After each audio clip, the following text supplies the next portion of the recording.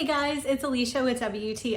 I find myself reaching for cumin in the kitchen all the time, and so I was really excited to find this large 14-ounce container from McCormick.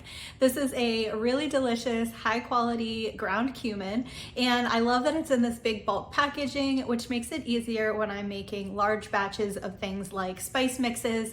I love to add this to my homemade taco seasoning mix, so I use it all the time, and so I like to make up a big batch. And so this really comes in handy. This spice is delicious. It has a nice earthy flavor and it pairs well in a ton of different styles of cooking. I love to use it in Mexican and Latin type dishes as well as in Indian dishes.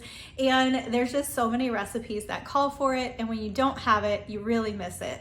So this is a great option if you're looking to stock your pantry with a high quality ground cumin that tastes delicious and is ready to really boost the flavor in your next dish.